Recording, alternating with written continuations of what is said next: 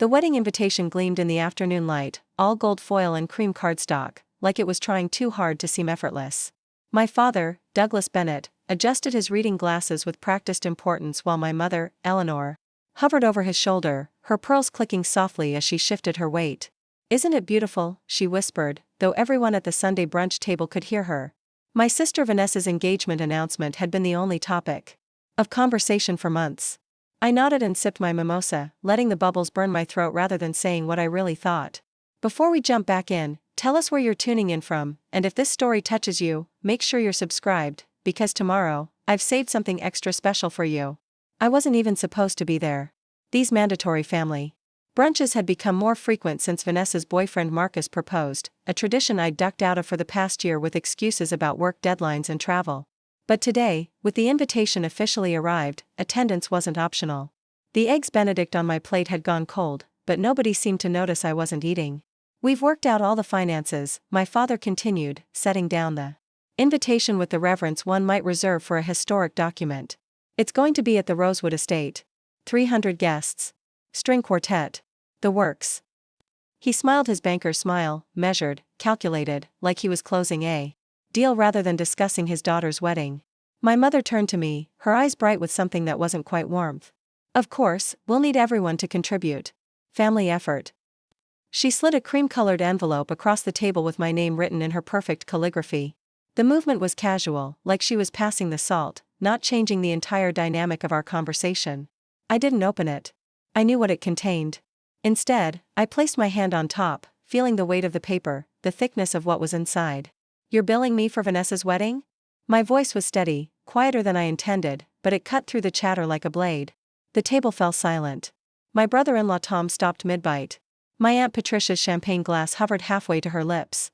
Even my niece stopped texting under the table to look up. "Not billing, sweetheart," my mother corrected, her smile tightening. "Contributing. We're all contributing. Family tradition." I slid my finger under the seal, pulled out the neatly typed paper.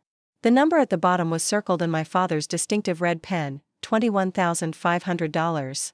Nearly half my annual salary as a graphic designer. I felt something close to laughter bubble in my throat, but I swallowed it down. "That's quite a contribution," I said, folding the paper precisely along its creases, taking my time. "Well, it's a significant event," my father interjected. "And since you're not married yet, you can afford to help your sister have her special day." The "yet" hung in the air between us, a familiar weight, a reminder of my perpetual status as the unmarried daughter, the one who still had time to sort out her life.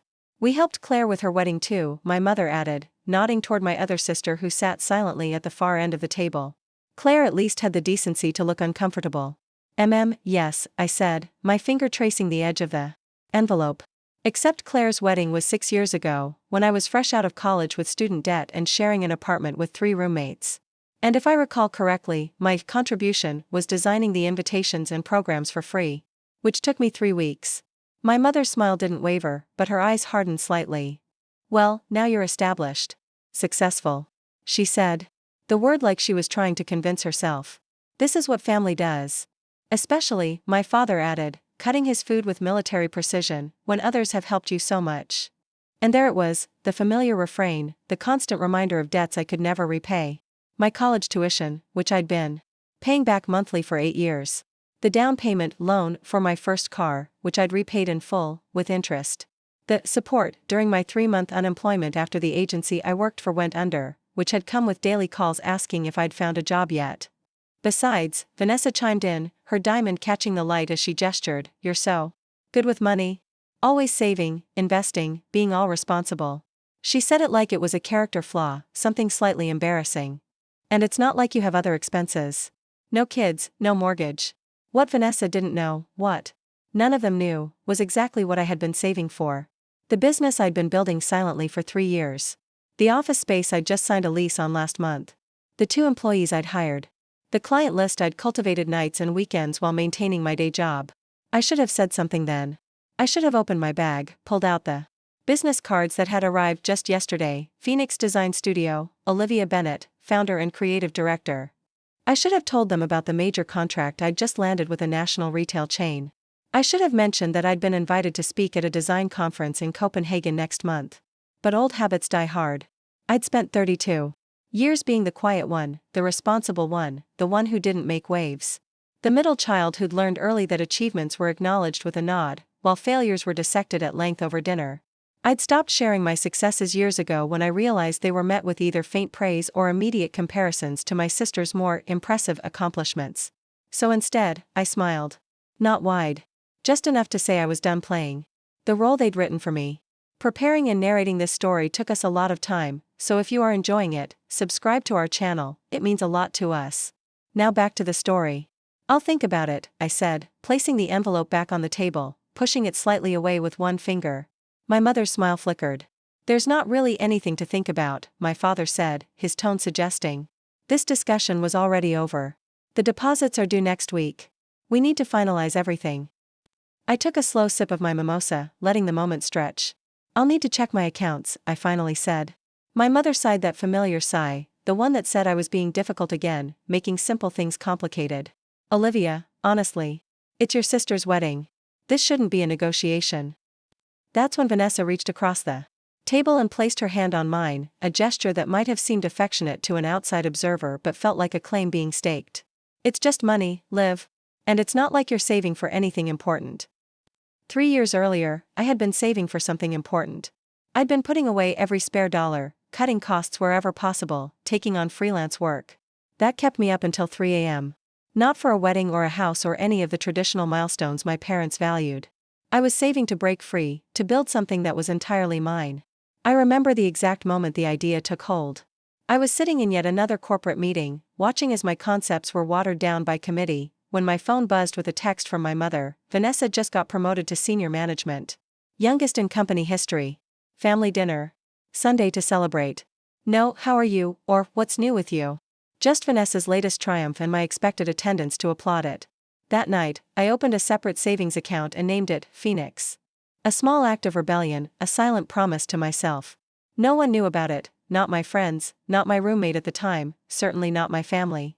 Every time I was tempted to dip into it for something frivolous, I reminded myself what it represented: freedom, choice, a future where I called the shots. The first year was the hardest. I took every freelance job I could find, building a portfolio and a reputation. Quietly alongside my day job. I moved to a smaller apartment in a less desirable neighborhood, cutting my rent by a third. I sold my car and biked everywhere, even through the bitter winter months. I stopped buying new clothes, learned to cook instead of ordering takeout, cut my own hair. And through it all, Sunday brunches and holiday dinners continued, where I'd listened to stories of Vanessa's corporate ascent and Claire's picture-perfect family life in the suburbs. I'd nod and smile while my mother dropped hints about more stable career paths I might consider, companies where my father had connections, men I might want to meet who had good prospects. Have you considered applying at Meridian? My father would ask, referring to the marketing firm where he golfed with the CEO. They have excellent benefits. Retirement matching. I'm happy where I am, I'd say, which wasn't exactly a lie. I was happy with where I was headed, even if the journey was exhausting. Happiness doesn't pay the bills, he'd respond, a favorite refrain. Security matters more in the long run. By the end of the second year, Phoenix was more than just a savings account. I had built a business plan, consulted with mentors I'd cultivated through industry events, and started taking on clients under my own name rather than as a freelancer for my agency. I worked evenings, weekends, early mornings before my day job. Any hours I could carve out from an already packed schedule. I remember one Sunday morning, arriving late to brunch with dark circles under my eyes after pulling an all-nighter to finish a major project. My mother had taken one look at me and clicked her tongue. "You're working too hard at that agency," she said, misinterpreting as she often did. "And for what? You should be thinking about your future. Vanessa's company offers work-life balance. She's already accrued 4 weeks of vacation." I didn't tell her that my exhaustion came from building my future, not from helping someone else build theirs. I didn't mention that the all-nighter had earned me a client who would follow me when I eventually launched. I just nodded and poured more coffee. That same brunch, my father had handed me a check, unexpected, unusual, for $5,000. "What's this for?" I'd asked, genuinely confused. "We've been thinking," he said, sharing a look with my mother. "You've been at that design place for what, 4 years? And still just a mid-level designer? We thought maybe you could use this to take some courses, update your skills, maybe get a certificate in something more substantial." I stared at the check, understanding exactly what it was, not a gift, but a judgment. Not support, but a correction. My skills are current, I said quietly. I stay on top of industry developments. Then maybe it's your portfolio that needs work, my mother suggested helpfully. Vanessa has a friend in HR at her company who reviews applications. She could look at yours, give you some pointers. I didn't cash the check. I tucked it into the same drawer where I kept all their well-intentioned corrections, the newspaper clippings about stable career paths, the printouts of job openings they thought I should consider, the contact information for men they deemed suitable matches. A drawer I rarely opened. By the beginning of the third year, Phoenix had transformed from an idea to an inevitability. I had enough saved for 6 months of operating expenses. I had a business license, tax ID, and a growing client list who worked with me directly rather than through my agency. I had carefully cultivated relationships with freelancers who could augment my skills for larger projects. What I didn't have yet was the courage to make the final leap. That came on a Tuesday afternoon, during a performance review where my boss explained that while my work was consistently excellent, I lacked the leadership presence necessary for advancement to the senior level. What he meant, though he was too careful to say it, was that I was too quiet, too focused on the work rather than on being seen doing the work. I didn't self-promote enough. I didn't play the office politics game well. As he outlined a development plan to help me become more visible, I realized I had been preparing for this moment all along. I didn't want to be more visible in someone else's company. I wanted to build something where the quality of work spoke for itself, where I could create a culture that valued substance over self-promotion. 2 weeks later, I gave my notice. 2 months after that, Phoenix Design Studio officially opened in a small but bright office space in the Arts District, with 2 talented designers who had jumped at the chance to join a startup with a vision they believed in. The night before our official launch, I sat alone in the new office, looking at the clean lines of the space I designed, the portfolio of work we were proud of, the business model that prioritized creativity and client outcomes over billable hours and arbitrary deadlines. For the first time in my professional life, I felt completely aligned with my values. I drafted an email to my family, then deleted it. Composed a text, then erased it. Picked up my phone to call, then set it down. Again. After all this time, all this work, I still hesitated to share this part of myself with them. I knew the questions that would come, the concerns that would be raised, the comparisons that would inevitably follow. But is it stable? How will you get benefits? Did you think about working somewhere established first to build your reputation? Vanessa's company has an incubator program for startups. Did you look into that? In the end, I didn't tell them. I decided to let Phoenix speak for itself when the time was right. I would build something undeniable first, something so clearly successful that even they couldn't question it. And for 3 months, that's exactly what I did. We landed clients, delivered exceptional work, began building a reputation in the industry. I worked harder than I ever had, but the exhaustion felt different, purposeful, rewarding, mine. I started paying myself a modest salary, enough to cover my basic expenses while continuing to reinvest in the business. I showed up to family events when I could, deflected questions about work with vague responses about projects going well, and changed the subject to Vanessa's wedding plans or Claire's children's achievements. It was easier that way, a path of least resistance I'd walked for years. Then came the contract that changed everything. A national retail chain with hundreds of locations wanted to rebrand, and somehow, through a series of connections and recommendations, Phoenix made it to their shortlist despite being only 3 months old. We were up against established agencies with decades of experience and client lists that read like a who's who of major brands. The pitch process was grueling, 3 rounds of presentations, concept revisions, budget negotiations. I barely slept, barely ate, poured everything I had into making our proposal stand out, not because we were the biggest or the most experienced, but because we had the freshest perspective and the most innovative approach. When the call came that we'd won, I was alone in the office, everyone else having gone home hours before. I sat in stunned silence for a full minute after hanging up, then laughed until tears streamed down my face. The contract was for 2 years, with a value that would triple our projected annual revenue. It meant hiring more designers, possibly expanding our office space, definitely upgrading our technology. It meant Phoenix wasn't just viable, it was thriving. I wanted to call someone, to share this moment that validated all the risks I'd taken. But the people who would truly understand, my team, had already given everything to this pitch. They deserved to celebrate, not to bolster me through another emotional moment. And my family wouldn't understand what this meant.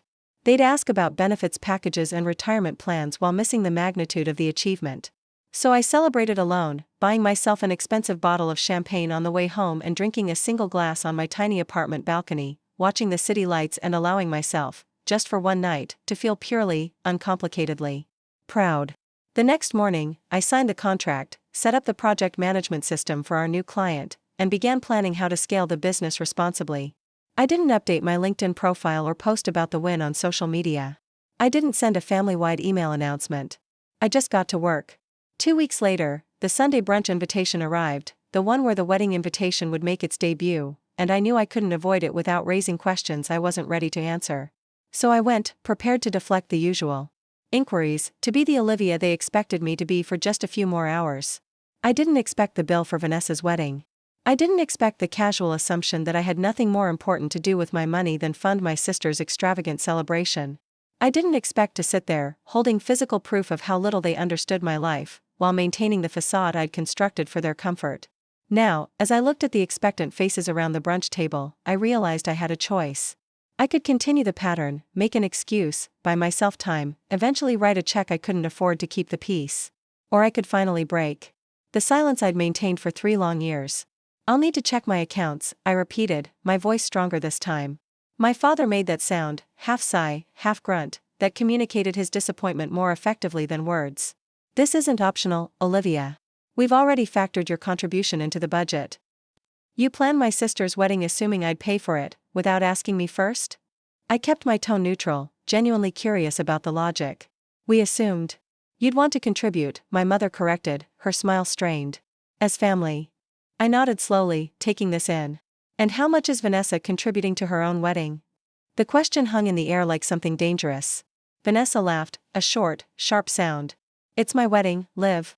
I'm contributing by planning it and, being the bride. Right, I said.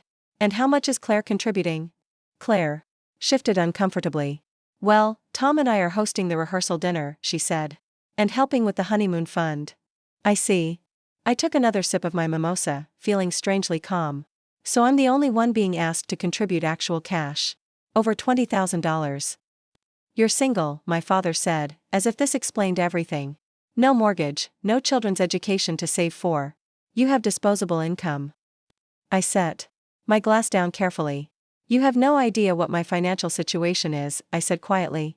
You've never asked. Oh please, Vanessa rolled her eyes. We all know you're fine. You've always been the frugal one, the saver. Miss Responsible with her budget spreadsheets and investment accounts. You live in that tiny apartment, my mother added, like this was evidence of financial security. Rather than strategic sacrifice. You barely travel. You wear the same clothes for years. I looked around the table at my family, these people who thought they knew me so well yet had no idea who I'd become. The realization wasn't bitter, it was clarifying, like stepping into sharp focus after years of blurred edges. You're right, I said finally. I should check my accounts first. I'll let you know by the end of the week. My mother exhaled, satisfied. With what she took as acquiescence. The conversation shifted back to wedding details, flower arrangements, seating charts, bridesmaid dresses, while I pushed food around my plate and calculated exactly how much I could afford to give without compromising Phoenix's growth. The answer was zero.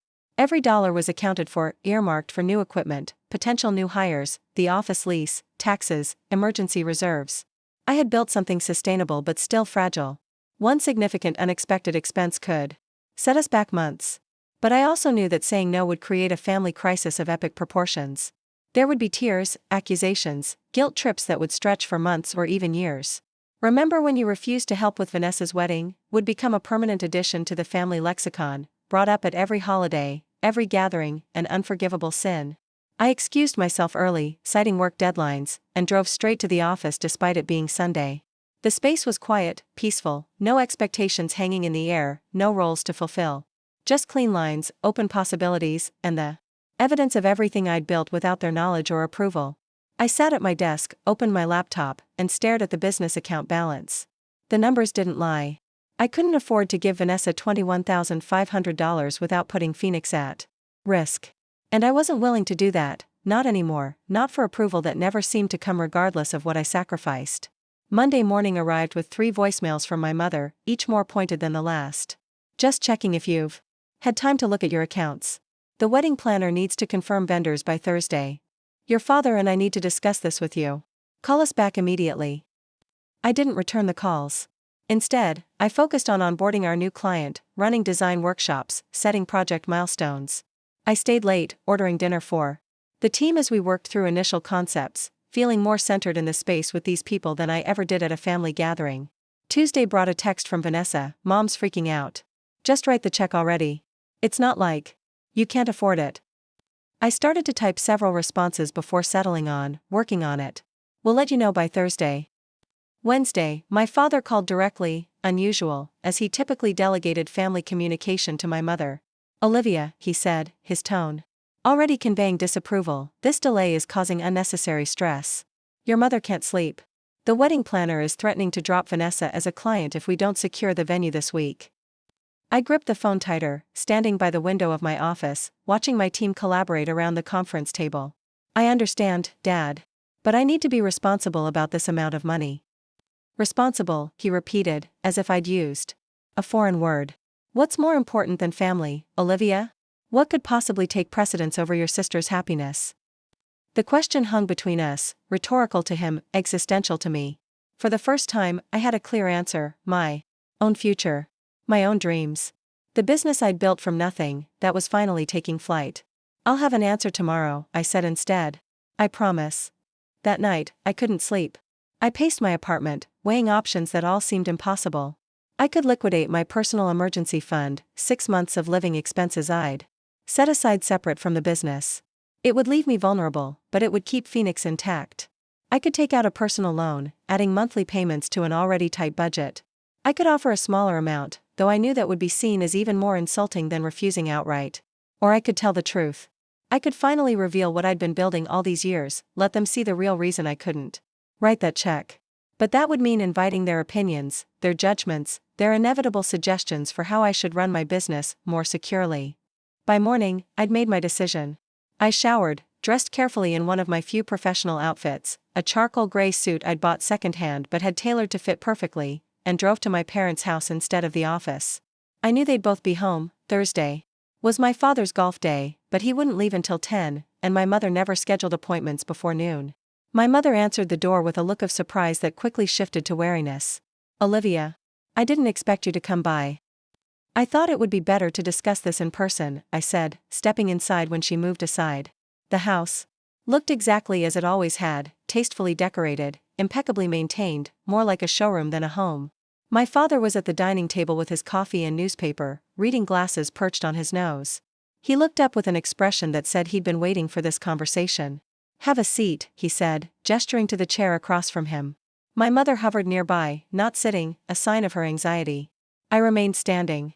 "I can't contribute the amount you're asking for Vanessa's wedding," I said, my voice steadier than I expected.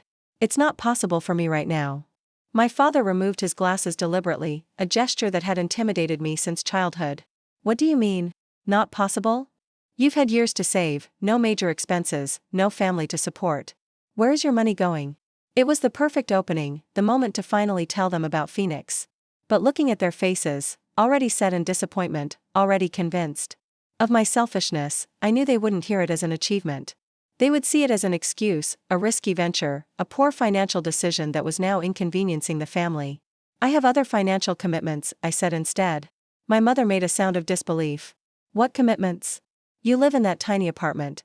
You drive a 10-year-old car. You never take vacations." "I have investments," I said, which wasn't exactly a lie. Phoenix was the biggest investment I'd ever made.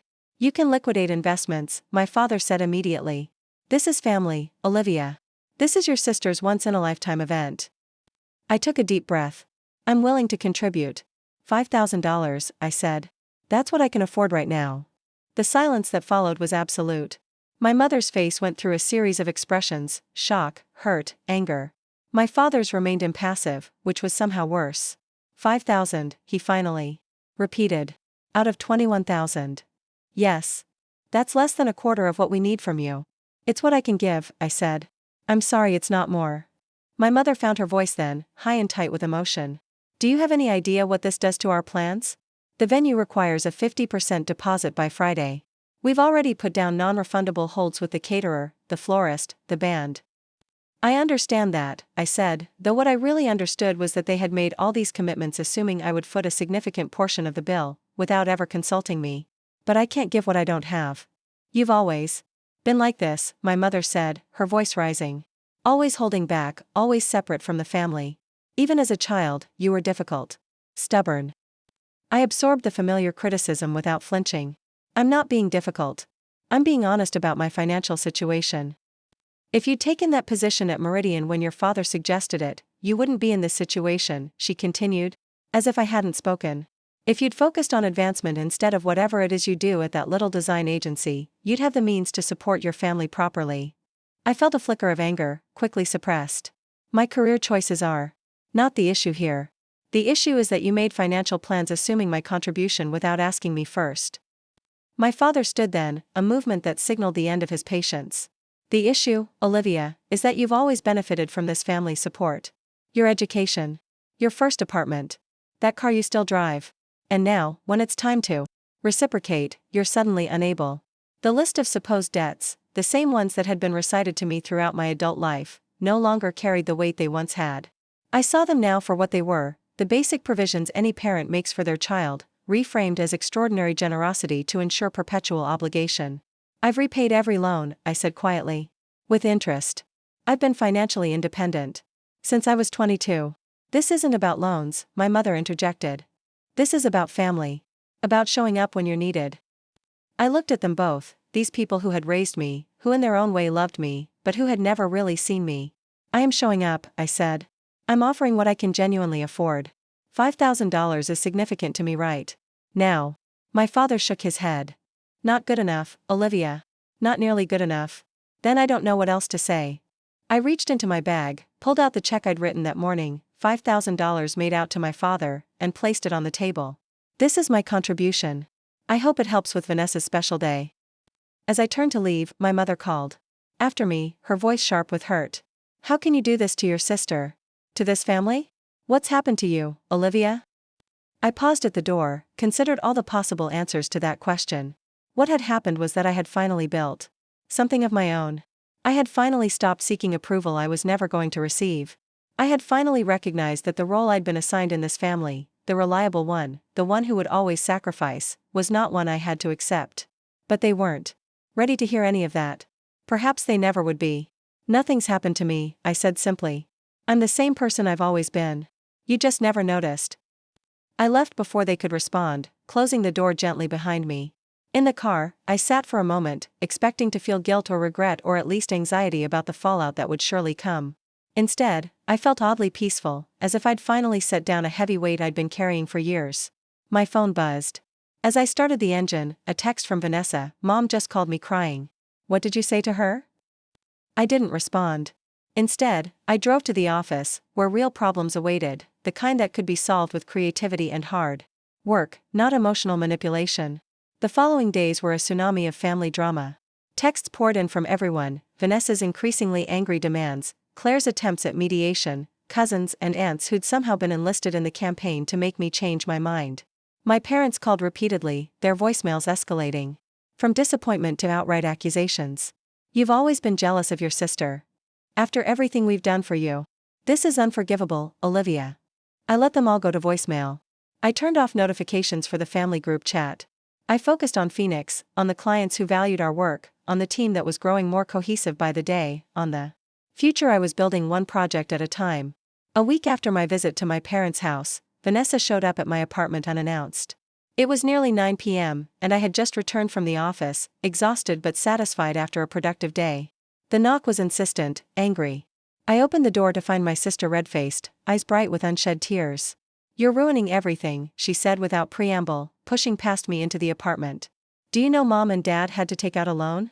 A loan, Olivia. At their age. I closed the door, suddenly aware of how small my apartment must look to her, the functional furniture, the lack of decorative touches, the space that served as a place to sleep and little else since I spent most of my waking hours at Phoenix. They chose to plan a wedding they couldn't afford, I said, keeping my voice calm. That's not my responsibility. Vanessa whirled to face me. Not your responsibility? We're family. Family helps each other. Or have you forgotten that while you've been hiding in your little design job, doing whatever it is you do all day? The dismissal stung, but not as much as it once would have. I'm not hiding, Vanessa. I'm working. Building something. She scoffed. Right. Pushing pixels around or whatever. Meanwhile, I'm trying to plan the most important day of my life, and my own sister refuses to help. I offered $5,000, I reminded her. That's not refusing to help. It's a joke. Do you know how much everything costs? The venue alone is $30,000. $30,000, Olivia. And that's before catering, flowers, music, photography. I looked at my sister, really looked at her, and saw not the confident, successful woman she presented to the world, but someone desperately seeking validation through an extravagant performance she couldn't afford. Why does it need to be so expensive? I asked quietly. Why does it need to be at the Rosewood? Why 300 guests? She stared at me like I'd suggested she get married in a paper bag. Because it's my wedding. Because I deserve it. Because Marcus comes from money, and his family expects a certain level of. She trailed off, but I understood. It wasn't about the marriage at all. It was about appearance, about measuring up, about proving something to people who probably didn't care nearly as much as she thought they did. You could scale back, I suggested. Find a more affordable venue. Cut the guest list to people who actually matter to you. I can't believe you're saying this, she said, her voice rising. I would never ask you to compromise on your special day. You don't know that, I said. You've never asked me what I want, what matters to me, what I'm working toward. Because, it's obvious, she exclaimed. You're content with this? She gestured around my small apartment. With being small. With never taking risks or reaching for anything significant. The irony was so profound I almost laughed. Instead, I took a deep breath and made a decision. Come with me tomorrow, I said. She blinked, thrown by the sudden change of direction. What? Come to work with me tomorrow. See what I actually do all day. Then, if you still think I'm not reaching for anything significant, we can continue this conversation. Vanessa hesitated, clearly caught off guard by the invitation. I have meetings. Reschedule them, I said. If understanding your sister's life is important to you, make the time. She studied my face, trying to determine if this was some kind of trap or trick. Finally, she nodded. Fine. What time? 8:30. I'll text you the address. After she left, I sent a quick message to my team, letting them know my sister would be visiting. I didn't explain why, they didn't need to be dragged into my family drama, but I wanted them prepared for an outside presence. That night, I barely slept, alternating between anxiety about revealing Phoenix to my family for the first time and a strange sense of relief that the secret would finally be out in the open. By morning, the relief had won out. It was time to stop hiding. Vanessa arrived at Phoenix precisely at 8:30, dressed for what she clearly thought would be a casual tour, dark jeans, a silk blouse, designer flats. Her expression when she stepped into the reception area was one of genuine confusion. I don't understand, she said, looking at the logo on the wall, a stylized phoenix in gradient oranges and reds, rising from abstract flames. This isn't your agency. No, I agreed. This is my agency. Phoenix Design Studio. I founded it 3 months ago. She stared at me, then back at the logo, then at the space beyond reception where my team was already setting up for the day's work. You, what? I started my own design firm, I said, the words still new enough to send a thrill through me when I spoke them aloud. After years of planning and saving. We have 6 full-time employees now, including me, and 4 regular freelancers we bring in for larger projects. Vanessa's mouth opened and closed several times before she found her voice. But, you never said anything. All this time, at family dinners, brunches. I wasn't ready to share it, I said. Simply. I wanted to build something solid first, something that couldn't be dismissed or diminished. The look that crossed her face told me she understood exactly what I meant, that she recognized herself in that statement, recognized our parents' tendency to question rather than celebrate, to focus on risks rather than achievements. Let me show you around, I said, guiding her past reception into the main workspace. For the next hour, I introduced her to my team, showed her our project boards, walked her through our client list and the major contract we'd just landed. I explained our business model, our approach to design, the values that set us apart from larger agencies. With each revelation, her expression shifted from confusion to something approaching respect. So this is why you couldn't? She gestured vaguely, not finishing the sentence. This is why I couldn't write a check for $21,500, yes, I confirmed. Every dollar I have is invested here. In building this. In creating jobs for these people. In making something meaningful. She was quiet for a long moment, absorbing this. Why didn't you just tell Mom and Dad? They would have understood. I gave her a look that said we both knew better than that. Would they? Or would they have told me it was too risky, that I should have stayed at my agency job, That I should have focused on security instead of building something of my own? She didn't answer, which was answer enough. This is what I've been saving for, I continued. This is why I live in that tiny apartment, why I drive that old car, why I don't take vacations or buy new clothes. Not because I'm cheap or boring. Or unambitious. Because I've been investing everything in this. Vanessa walked to the window, looking out at the city skyline, then back at the office space. I had no idea, she said finally. None of us did. I know. We've been terrible. To you, she admitted, surprising me with her candor. Treating you like you had nothing important going on, like your money was just sitting there waiting to be spent on my wedding. I shrugged. You didn't know. I should have asked, she said. We all should have asked, instead of assuming. This simple acknowledgement, this recognition that I had been invisible not because I was uninteresting but because no one had bothered to look, felt more validating than I expected. I still want to help with your wedding, I said. The $5,000 offer stands. It's what I can genuinely afford right now without compromising Phoenix. She nodded slowly. Okay. That's fair. She hesitated, then added, maybe you're right about scaling back a little. The rosewood is probably overkill. I smiled, surprised by this concession. There are beautiful venues that don't cost $30,000. And maybe we don't need 300 guests, she continued, warming to the idea.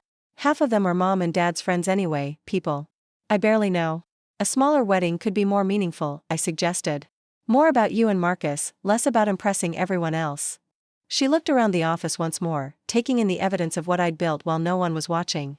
You really did it, she said, a note of genuine admiration in her voice. You built something real. I did. I'm proud of you, she said, the words clearly unfamiliar in her mouth when directed at me. And I'm sorry we didn't see it sooner. The acknowledgement was so unexpected, so sincere, that I felt my throat tighten. Thank you, I managed. That means a lot. As I walked her out, she paused at the door. I'll talk to Mom and Dad, she said. They should see this. They should know what you've accomplished. I wasn't prepared for how quickly everything changed after Vanessa's visit to Phoenix.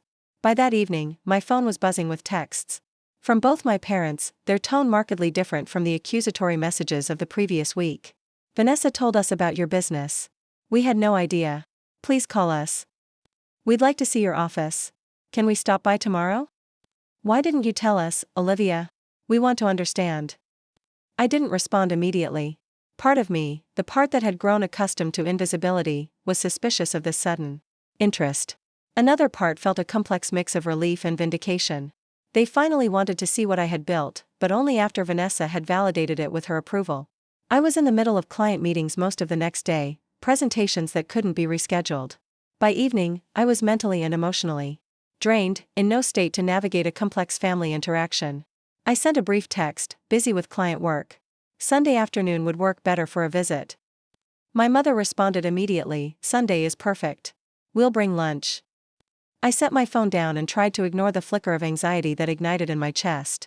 3 days to prepare for this meeting, to prepare myself for their reactions. Their questions, their inevitable concerns disguised as support. The following morning, I called Claire. Of all my family members, my older sister had always been the most perceptive, the most likely to understand what I was feeling even when I couldn't articulate it myself. So they're finally going to see Phoenix, she said after I explained the situation. How are you feeling about that? Honestly? Terrified, I admitted. I'm proud of what I've built, but you're afraid they'll find a way to diminish it, she finished for me. To point out all the risks and problems instead of celebrating your achievement. Exactly. Claire sighed. They probably will, at first. It's how they cope with surprises, by trying to control them, by pointing out all the potential dangers as if that somehow keeps everyone safe. I know, I said. I just wish, for once, they could just be proud without the qualifiers.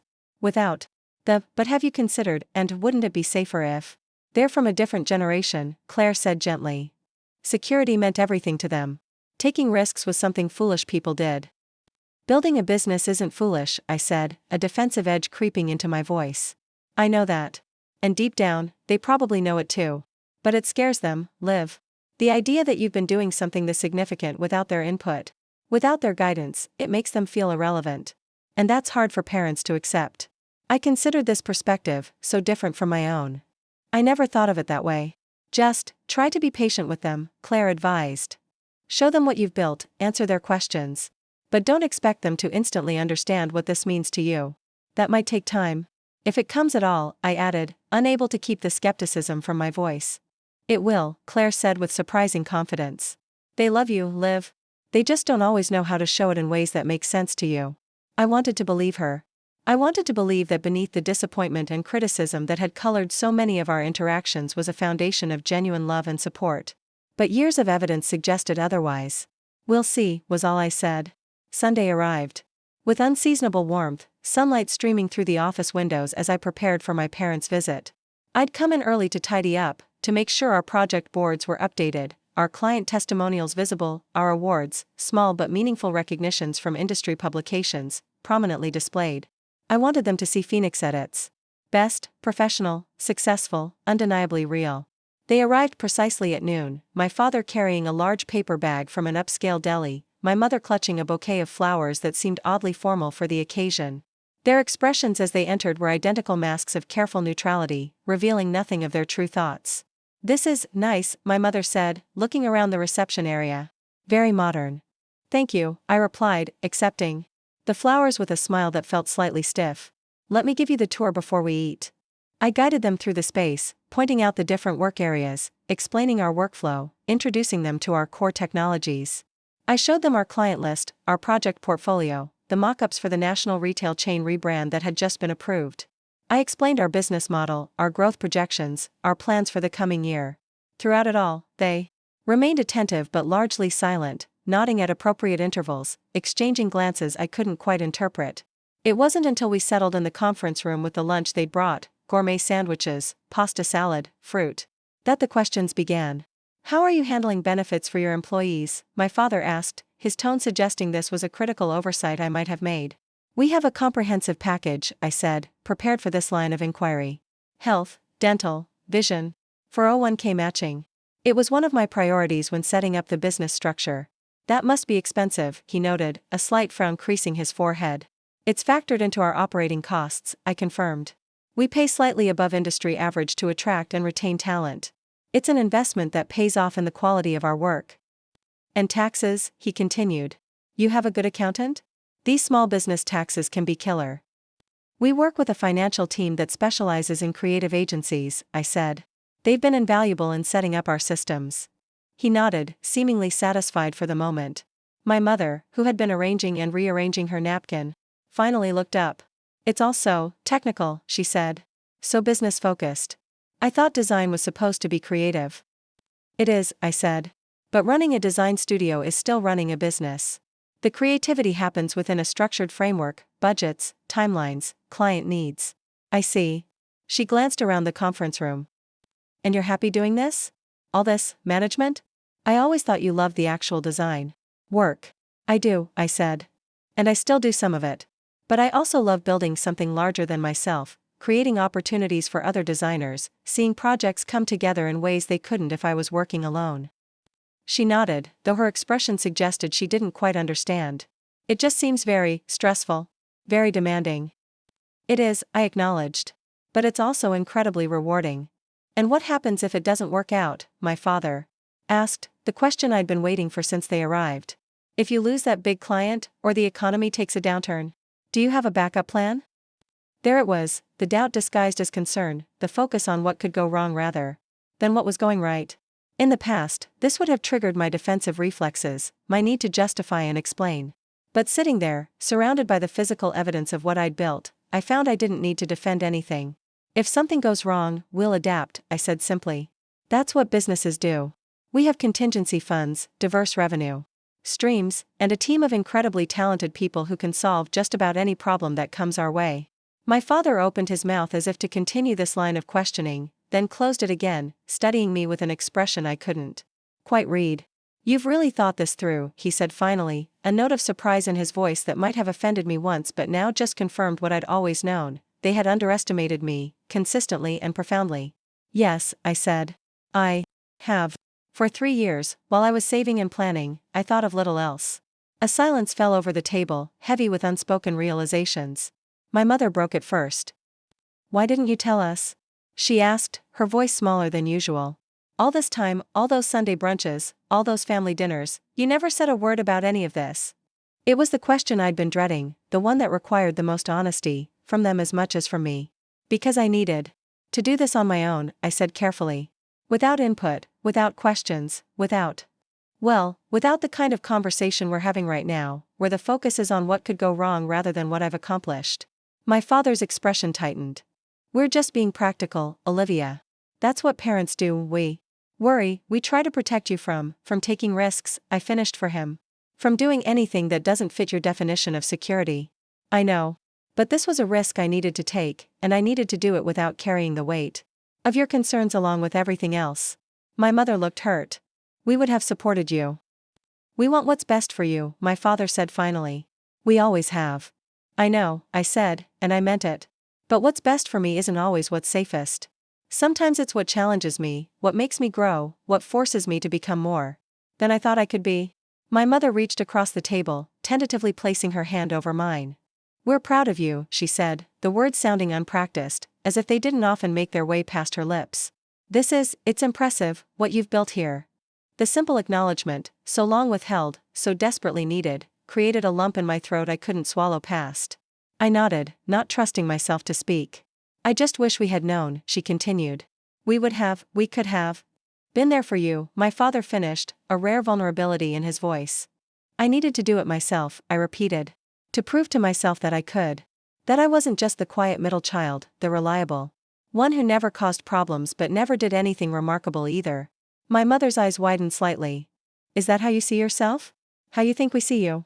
Isn't it accurate? I asked. My parents exchanged another of those glances. A silent communication developed over decades of marriage. We never meant to make you feel unremarkable, my father said carefully. If anything, we worried less about you because you seemed so capable, so self-sufficient. Vanessa was always in some crisis or another, and Claire had the children to consider. So I was the one who didn't need attention, I concluded. The one who could handle things on her own. We took you for granted, my mother admitted, the honesty surprising me. Because you never demanded otherwise. That's on us, not you. The acknowledgement, so simple, so belated, felt like a key turning in a lock I hadn't realized was still secured. Not forgiveness, exactly, but understanding. Recognition. About Vanessa's wedding, my father said, changing the subject somewhat awkwardly. We've been talking, and we think your suggestion to scale back makes sense. The rosewood it's excessive, to be honest. We got caught up in Vanessa's enthusiasm, in her ideas about what a wedding should be. We found a lovely venue by the lake, my mother added. Much more reasonable, and actually more beautiful. And we're cutting the guest list significantly. That sounds perfect, I said, genuinely relieved. More intimate, more meaningful. And your contribution, my father continued, the 5,000, that's more than generous given all this. He gestured around the office. We should have asked about your situation before making assumptions. Thank you, I said simply.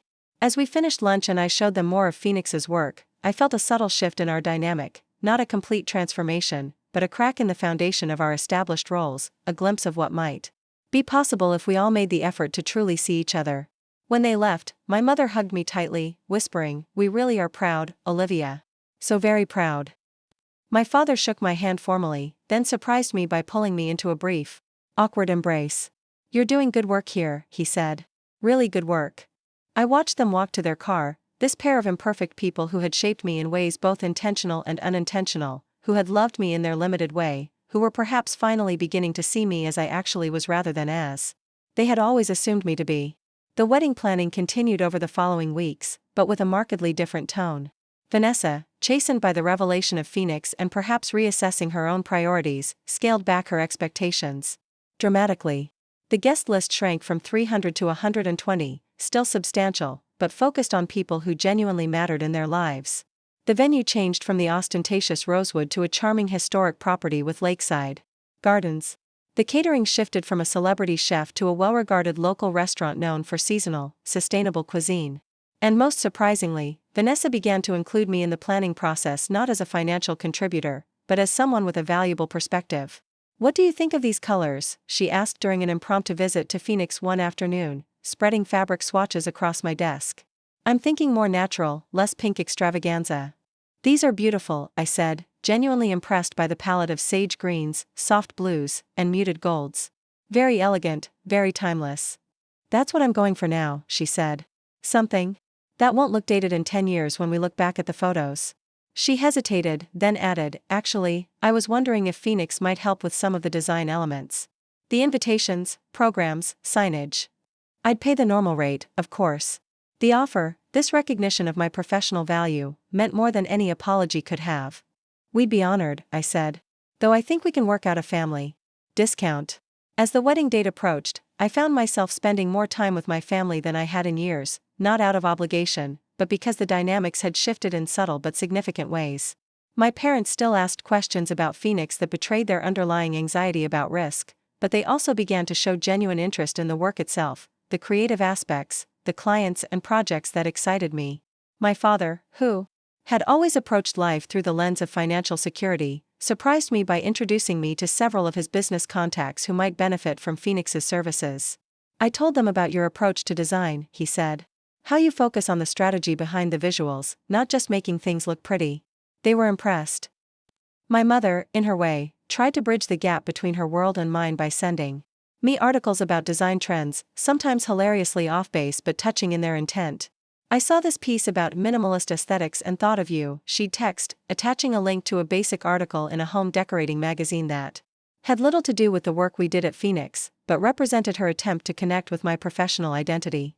These small gestures, imperfect but sincere, created a new foundation for our relationship, one built on an evolving understanding rather than fixed expectations. 3 days before the wedding, I received an unexpected email from my father. The subject line read simply, "For your consideration. Olivia," it began, uncharacteristically informal for him, "your mother and I have been discussing Phoenix and its future growth. We know you haven't asked for this, and please feel free to dismiss it entirely if it doesn't align with your vision, but we would like to offer an investment in your company. Not a loan, but a proper investment with all the formal documentation your financial team deems appropriate. We've been impressed with what you've built and believe in its potential. Let us know if this is something you'd be open to discussing after the wedding festivities have concluded. Regardless of your decision, we are immensely proud of what you've accomplished. Dad." I stared at the screen, reading and rereading the message, trying to process what it represented. Not just financial support, though that was significant, but a fundamental shift in how they viewed me and my choices. An acknowledgement that what I had built was not just legitimate but valuable, worth investing in, worth believing in. I didn't respond immediately.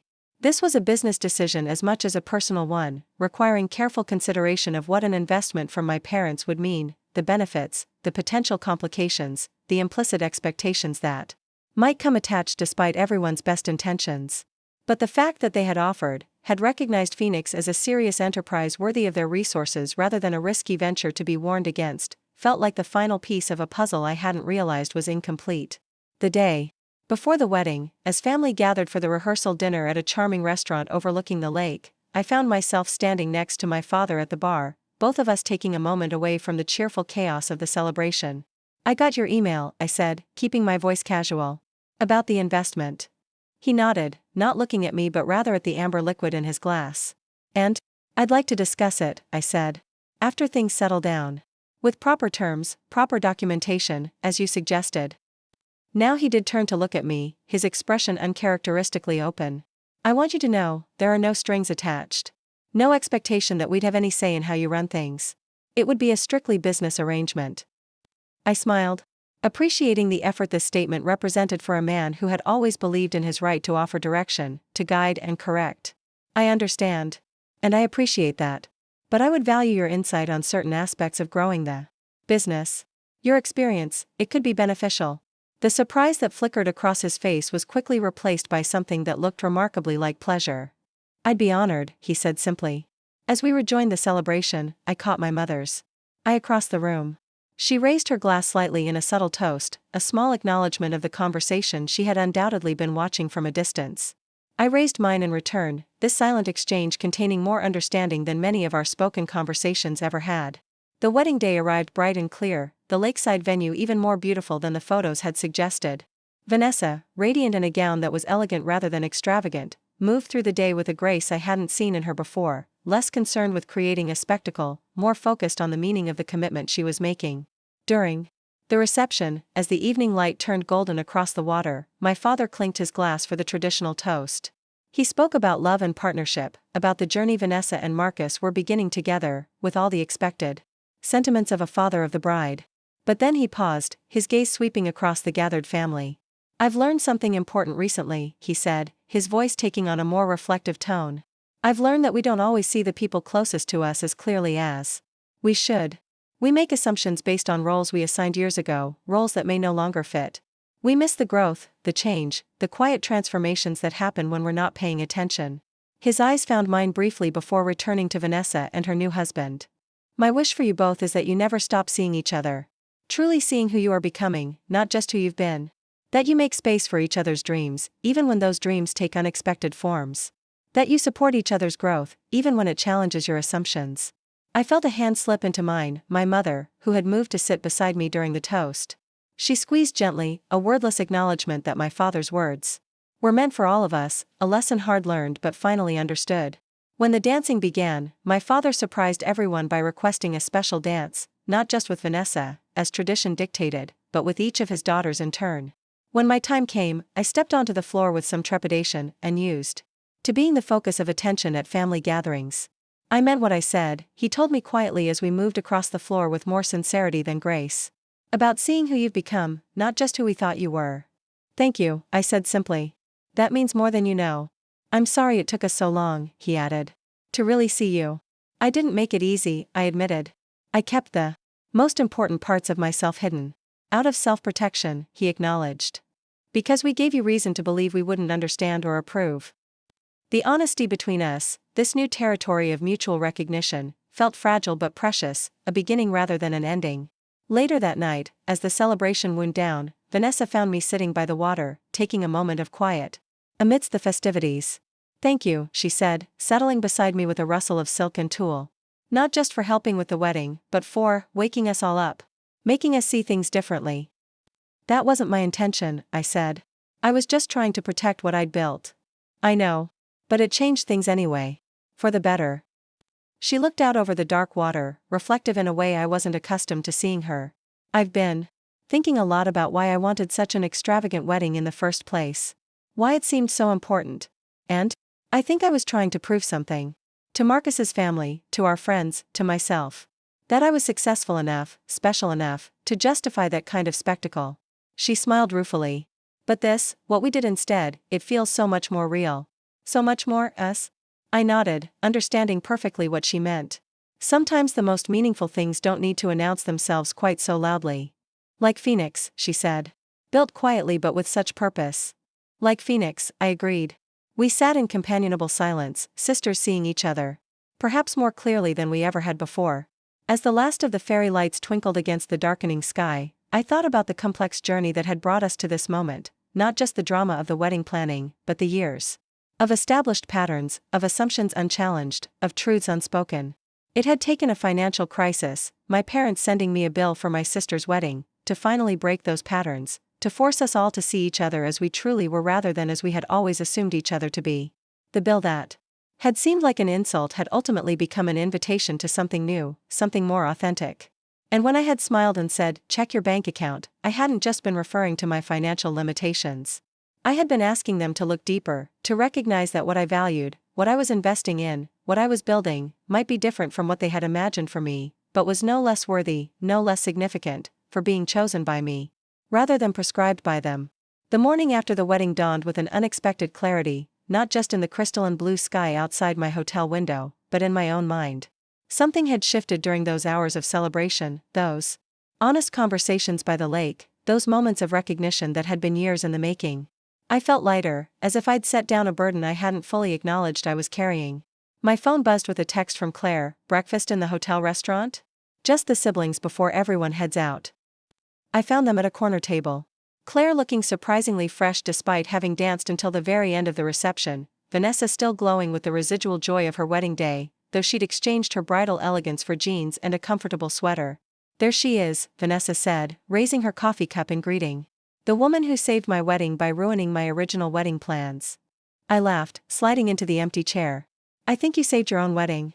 I just provided a reality check. A necessary one, she admitted. I can't believe I actually thought that ridiculous rosewood extravaganza was a good idea. Yesterday was perfect. Exactly what it should have been. Claire nodded in agreement. It felt authentic. Like a celebration of you and Marcus, not a production designed to impress people who barely know you. And less than half the cost, Vanessa added with a wink. Which means we actually have money left for the honeymoon and, our actual life together. A server approached to take my order, and the conversation paused momentarily. When she left, Claire leaned forward, her expression turning more serious. So, she said, are we going to talk about what happened with Mom and Dad? Because something definitely shifted. Vanessa nodded eagerly. Dad's speech? I've never heard him talk like that. Ever. And then dancing with all of us, not just me? That was unexpected. I sipped my water, gathering my thoughts. I think they're trying, I said finally. In their own way. To see us as we actually are, not just as the roles they assigned us when we were kids. The responsible one, the dramatic one, and the perfect one, Claire said, pointing to each of us in turn. Our family typecast. Except we're all more complicated than that, I noted. We always have been. You certainly are, Vanessa said, giving me a meaningful look. Phoenix Design Studio, founder and creative director. Still can't believe you kept that secret for so long. It wasn't about keeping secrets, I explained. It was about creating something that was just mine, something I didn't have to justify or defend before it was ready to stand on its own. Claire nodded with understanding. I get that. It's like when I first started writing, I didn't tell anyone for months because I couldn't bear the "that's nice, dear" responses while I was still figuring out my voice. This was news to me. You're writing? Since when? She looked slightly embarrassed. About a year now. Nothing published yet, but I'm working on a collection of short stories. They're not bad. Claire, Vanessa exclaimed. How did we not know this? Claire shrugged. We don't really talk about our passions, do we? We talk about jobs and kids and logistics, but not the things that actually light us up inside. The observation struck me as profoundly true. How had we, three sisters who had grown up sharing bedrooms, secrets, clothes, become so opaque to each other? When had we stopped sharing our dreams, our true aspirations? That changes now, I said decisively. Tell us about your writing. What kind of stories? As Claire described her work, character-driven stories exploring the quiet moments of transformation in ordinary lives, I saw my sister in a new light. Behind the perfect mother, the organized household manager, the reliable eldest child, was an artist with a unique perspective and a voice that deserved to be heard. You should submit them, Vanessa urged when Claire finished. Seriously. They sound amazing. I'm not sure they're ready, Claire demurred. I'm still learning, still finding my style. You'll never feel ready, I told her, thinking of how long I'd worked on Phoenix before taking the final leap. There's always more to learn, more to perfect. But at some point, you have to let your work exist in the world, to be seen by someone other than yourself. Claire studied me for a moment. That's what Phoenix was for you, wasn't it? Not just a business, but a form of self-expression finally made visible. Her insight, so precisely articulated, caught me by surprise. Yes, I admitted. That's exactly what it was. What it is. Vanessa, watching this exchange, suddenly laughed. Look at us, the responsible one runs a creative business, the perfect one writes edgy short stories, and the dramatic one. She paused, considering. Well, I just had a sensible, understated wedding, so maybe I'm evolving too. Until it wasn't, I added, thinking of the moment the wedding bill had arrived, the moment I'd finally been forced to assert my own reality against the family's assumptions. Our food arrived, and as we ate, the conversation shifted to the future. Vanessa and Marcus's plans to buy a house in the quieter suburbs rather than the trendy downtown district they'd originally targeted, Claire's tentative idea to join a writers' group, my upcoming presentation at a major design conference. You know, Vanessa said as she pushed her plate away, Dad told me about their offer to invest in Phoenix. Are you going to accept? I hesitated. I'm still thinking about it. On one hand, the capital would help us expand faster, take on more clients, maybe hire a few more people. On the other hand, you're worried about strings being attached, Claire finished for me. About losing control of your vision. Something like that, I acknowledged. Even with the best intentions, money changes relationships. And Phoenix it's mine. My creation, my rules, my standards. Vanessa considered this. What if you set very clear terms? A minority investment with explicitly limited input? Dad's actually pretty good about respecting boundaries in his business dealings, even if he's terrible at it in his personal life. I smiled at the accuracy of this assessment. That's basically what he proposed. A formal agreement, properly documented. No control, just support. And you're still hesitating, Claire observed. Which means there's something else bothering You about it.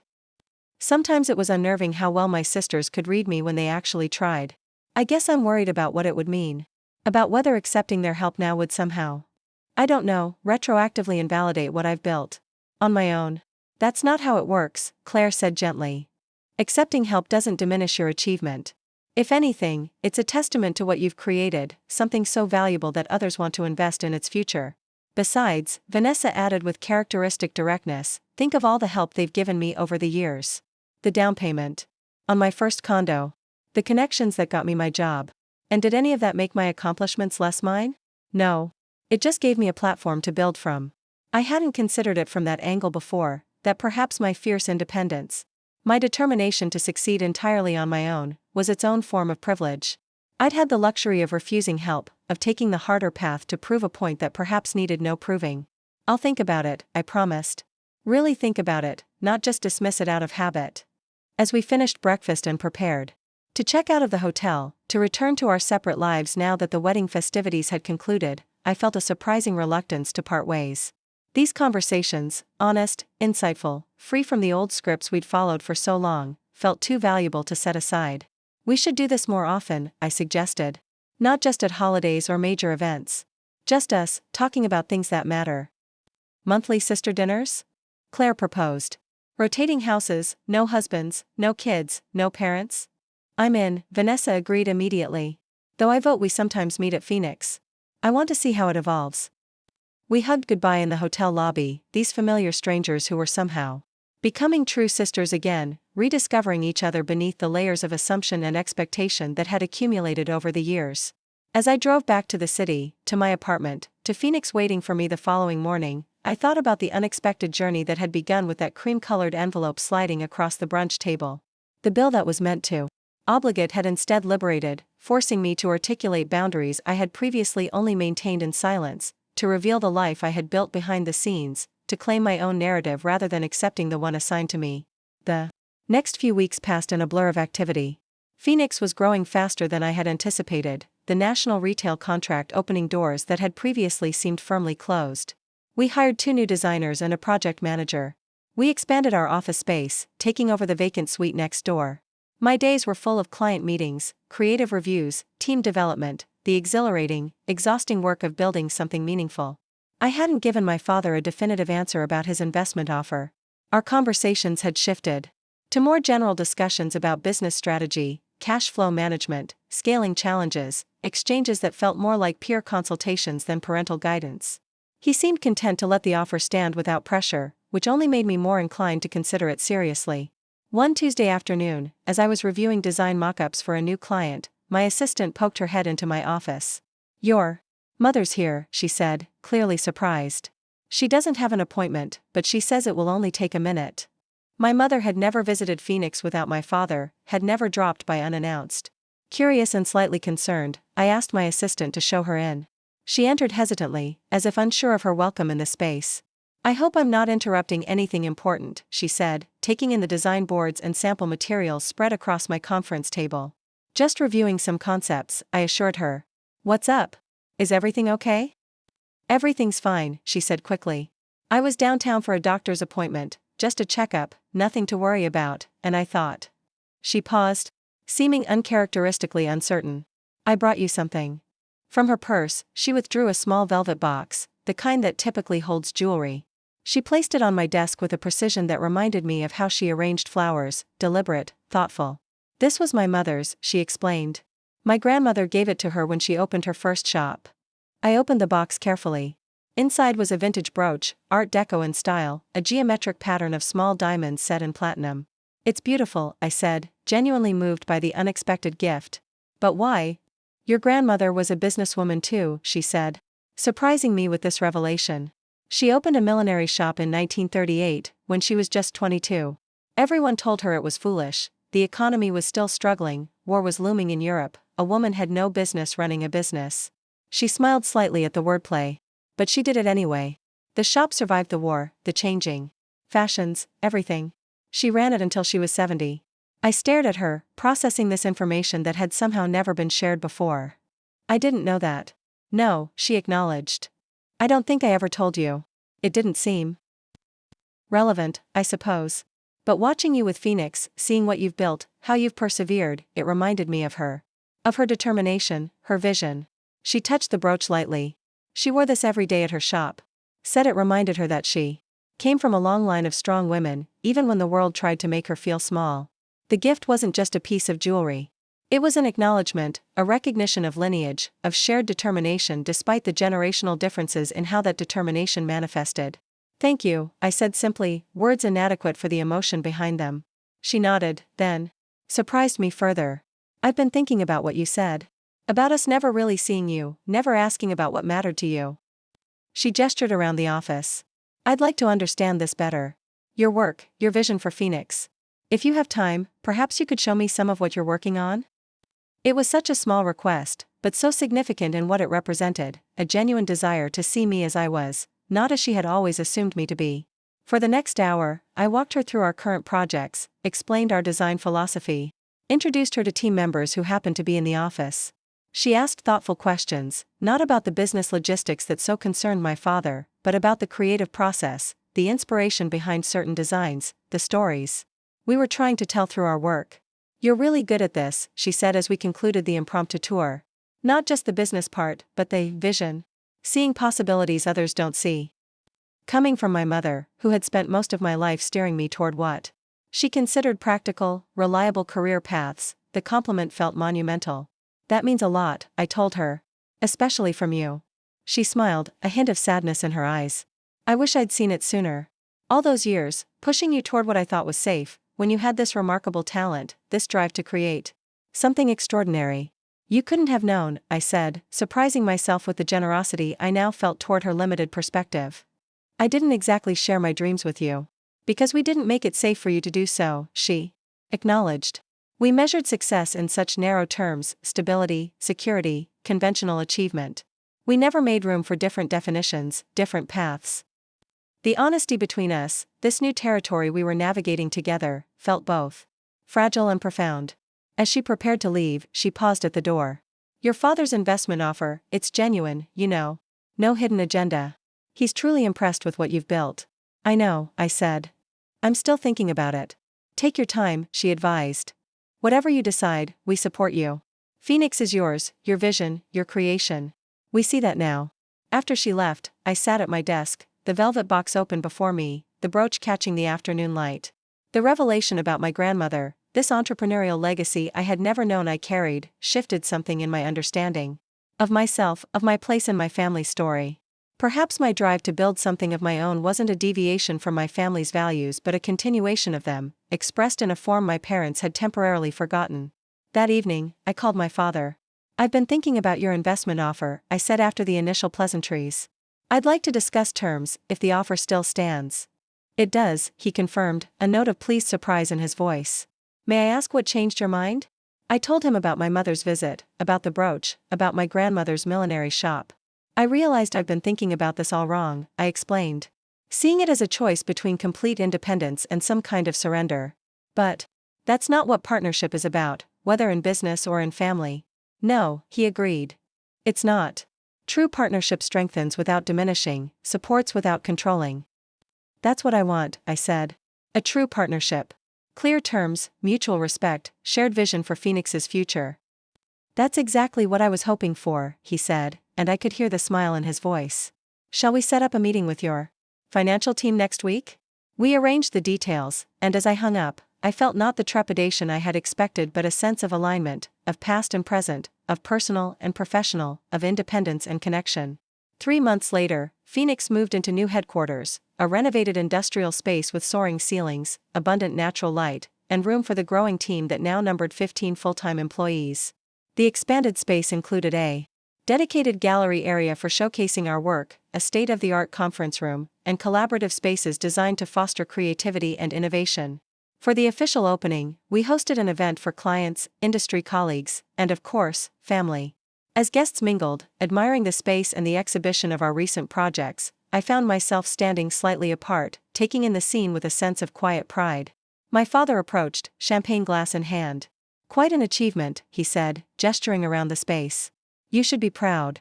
I admitted, allowing myself to fully own the success that had once felt too precarious to acknowledge. Your grandmother would have approved, he added. She had the same look you get when a project comes together, quiet satisfaction, already thinking about the next challenge. I touched the vintage brooch pinned to my jacket, a new tradition. I had started, wearing it for important Phoenix milestones. Mom told you about her visit? He nodded. About the brooch, about the millinery shop. It made me realize how much family history we've never really shared with you girls. Too focused on looking forward, I suppose, to properly honor where we came from. It's never too late to change that, I suggested. He considered this, then nodded. You're right. Perhaps at the next family dinner. There are stories worth telling, lessons worth remembering. Across the room, I spotted my mother. Deep in conversation with our lead designer, examining portfolio pieces with genuine interest. Nearby, Vanessa and her husband were chatting animatedly with one of our clients, while Claire stood by the gallery wall, notebook in hand, apparently finding inspiration in the displayed work. My family, engaging with my world not out of obligation, but with authentic curiosity, with respect for what I had built. The sight filled me with a contentment I hadn't known I was seeking. Later, as the event wound down and only family remained, we gathered in the new conference room, champagne glasses refilled for a private toast. To Phoenix, my father began, raising his glass. And to Olivia, whose vision made it soar. To Phoenix, the others echoed. I looked around at these familiar faces, now seeing me with new clarity, now understanding what I had built and why it mattered, and felt a circle completing. The journey that had begun with that wedding bill, with that moment of standing my ground, had led not to estrangement as I had feared but to deeper connection, to mutual recognition, to a family learning, however imperfectly, to truly see each other. Actually, I said, raising my own glass, I'd like to propose a different toast. To authenticity, to being seen for who we truly are, not who others expect us to be. To building lives that reflect our own values, our own dreams, not someone else's definition of success. To authenticity, they repeated, the word resonating in the space we had created together. As we clinked glasses, I caught my mother's eye. She smiled, not her social smile, the one she wore for public occasions, but something more genuine, more knowing. You know, she said, when we sent you that bill for Vanessa's wedding, I never imagined where it would lead. Neither did I admitted. But I'm glad it led here. So am I, she said softly. So am I. The bill that was meant to obligate had instead illuminated, revealing not just my true circumstances but the patterns that had shaped our family for generations, the assumptions that had limited our understanding of each other, the potential for growth that had always existed beneath the surface of our relationships. When my parents had sent me that bill, I had smiled and said, check your bank account, a simple phrase that contained multitudes. Look deeper. See me as I am. Recognize what I have built. Understand that my worth is not measured by my willingness to conform to your expectations, but by my courage to create something uniquely mine. In the end, they had checked. They had looked deeper. They had seen. And in being truly seen, I had found not just professional validation but personal liberation. The freedom to be authentically myself while remaining connected to those who had shaped me, for better and worse, into the woman I had become. The phoenix rising, not just my business, but myself, emerging from the ashes of old expectations into something stronger, brighter, more truly aligned with my essence. And bringing my family along on that journey of transformation, helping them rise too from the limitations of their own, making into a new understanding of success, of support, of love that sees and celebrates rather than constrains. As we gathered in that space that embodied my vision, my values, my definition of success, I realized that the greatest achievement wasn't the business itself, impressive as it was, but the courage to live authentically, to stand firmly in my truth even when it contradicted the narrative others had written for me. To say, without apology or explanation, this is who I am. This is what I've built. This is what matters to me. And in that courage, to create space for others to do the same, to help my family break free from the roles we had all been playing for too long, to see each other not as fixed characters in an unchanging story but as complex, evolving individuals worthy of being known in our entirety. The wedding bill that had seemed like such an imposition had become, unexpectedly, an invitation to greater authenticity, to deeper connection, to the joy of being fully seen and accepted for exactly who I was. Not the quiet middle child, not the reliable daughter, not the one who would always sacrifice, but Olivia Bennett, founder and creative director of Phoenix Design Studio. Creator of beauty. Builder of dreams. Author of my own story. Up next. You've got 2 more standout stories right on your screen. If this one hit the mark, you won't want to pass these up. Just click and check them out.